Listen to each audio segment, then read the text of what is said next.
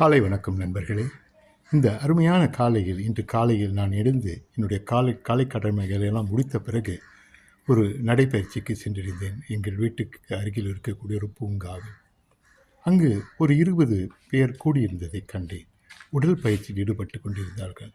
நான் நடந்து கொண்டே இருக்கும் பொழுது அவர்கள் அருகில் செல்லும் பொழுது அங்கு பார்த்தேன், பல வயதுபட்டவர்கள் 60, 70, 80 வயது உடையவர்கள் அந்த பயிற்சியில் ஈடுபட்டு கொண்டிருந்தார்கள்.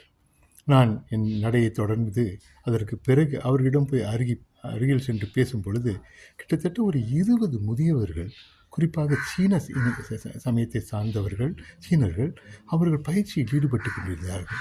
காலை நேரத்தில் இவ்வளவு அற்புதமாக அந்த நாளை தொடங்க வேண்டும் என்ற எண்ணத்தில் அவர்கள் நம்பிக்கையோடு, உற்சாகத்தோடு காலையில் எழுந்து ஒரு திட்டத்தை வகுத்து எல்லாவற்றையும் சிறப்பாக செய்ய வேண்டும் எண்ணத்தில் அங்கு வந்திருந்தார்கள். இதை பார்க்கும் பொழுது எனக்கு மற்றற்ற மகிழ்ச்சி அடைந்தது. நாமும் அதை செய்தோம் என்றால் அன்றாடம் நம்முடைய நாள் சிறப்பாக இருக்கும், நம்முடைய எதிர்காலம் அருமையாக இருக்கும் என்பதுதான் என்னுடைய சிந்தனை.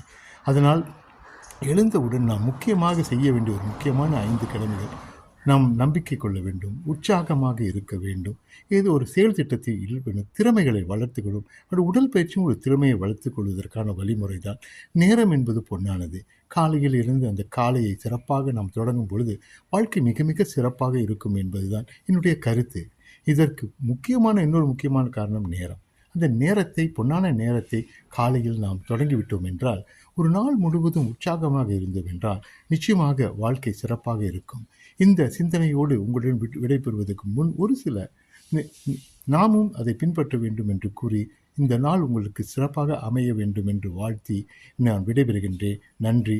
இங்கு ரேனா வேணுகோபால்.